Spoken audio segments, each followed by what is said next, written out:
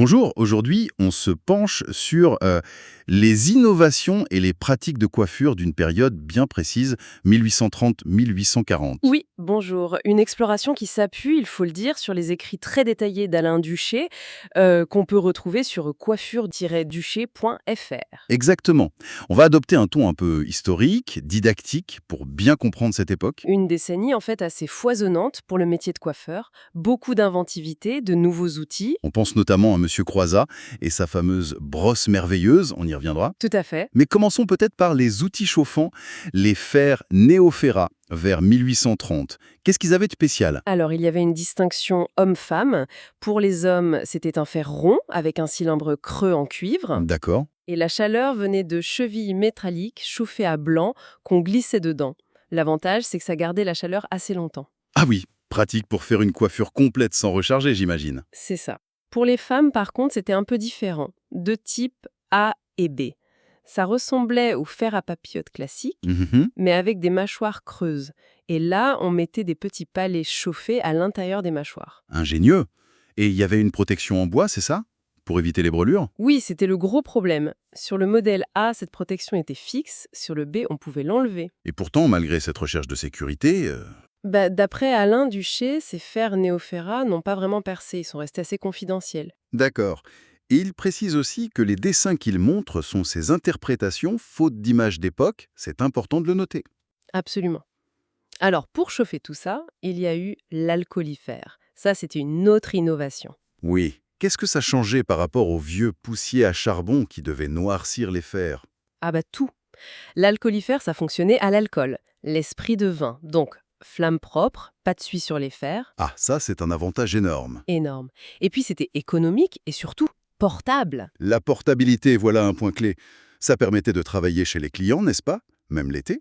Exactement. Chez la bourgeoisie, dans les loges de théâtre, fini la contrainte de la cheminée ou du fourneau fixe qui sentait mauvais. On passe à un autre type d'outil, les brosses. Il y a eu des tentatives de brosses mécaniques? Oui, muse par l'électricité, le gaz ou même la force de l'eau. L'idée, c'était une rotation continue pour brosser ou shampoiner. On tenait un rouleau-brosse relié à un moteur par une courroie. Un peu complexe peut-être. Mais la vraie star, c'est la brosse merveilleuse de Croizat en 1839. Racontez-nous. Ah oui, la brosse à réservoir. Le manche était creux et contenait un liquide. Quel genre de liquide? Ça pouvait être de l'eau athénienne pour l'hygiène, de l'oléine pour lustrer, de l'eau dentifrice ou même de la bandoline pour fixer. Et on libérait le produit comment? Grâce à un petit robinet, le liquide s'écoulait doucement au milieu des poils de la brosse. Malin. Donc, plein d'usages possibles. Extrêmement varié. Pour les cheveux, bien sûr, mais aussi pour les dents, les ongles, la barbe, comme blaireau. Et les avantages concrets? Gain de temps, propreté? Oui, et tout ça. On gardait les mains propres, l'application était très précise. Parfait pour le fond-de-teint, la petite touche finale des coiffures masculines, ou pour appliquer la bandoline sur juste une mèche. Justement, parlons produits. La pommade, c'était toujours la base. Indispensable, oui. Pour hommes et femmes. À base de graisse animale, suif ou axonge, parfumé, coloré parfois. Pour fixer, pour lisser, le philocome, c'était une sorte de pommade très connue. Et pour un effet plus figé, plus structuré? Alors là, c'était la bandoline, qui apparaît vers 1832. Une sorte de colle naturelle, assez visqueuse. Fait à base de quoi? Souvent de pépins de coin, macérés, ou de gélatine, de gomme de lin.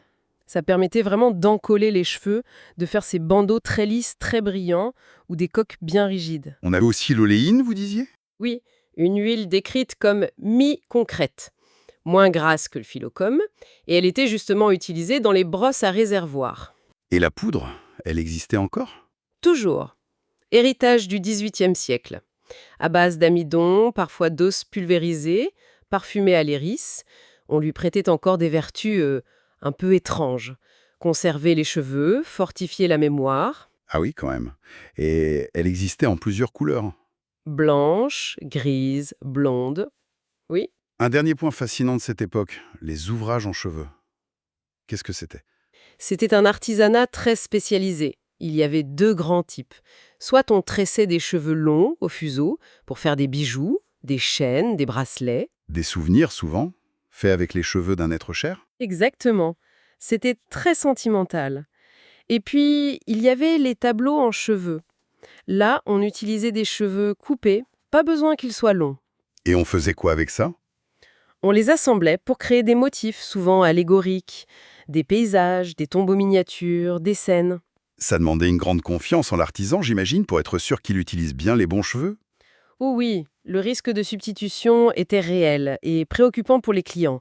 C'était vraiment un travail de confiance. Donc si on résume cette décennie 1830-1840, d'après Alain Duché, Mhm. une période vraiment inventive. Oui, beaucoup d'ingéniosité dans les outils, les fers néo-ferrat, même s'ils n'ont pas duré, l'alcoolifère, les brosses, surtout celles de Croizat, et une palette de produits assez variés pour modeler les cheveux. Et Croizat lui-même, il n'était pas juste inventeur. Non, c'était aussi quelqu'un qui cherchait à élever le niveau de la profession. Il avait son académie, il écrivait, il voulait vraiment valoriser le savoir-faire des coiffeurs. Alain Duché le qualifie de maître de la coiffure. Une figure importante, donc. Cette plongée historique, nourrie par les recherches d'Alain Duché, on le rappelle, sur coiffure-duché.fr, montre bien cette quête permanente d'efficacité, d'esthétique et d'innovation dans la coiffure. Tout à fait. Et ça nous laisse peut-être avec une question pour réfléchir. Même si ces outils nous semblent aujourd'hui désuets, est-ce que les préoccupations de l'époque, l'hygiène, la fixation parfaite, la brillance, le soin très ciblé, ne trouvent pas un écho dans nos produits et nos techniques actuelles?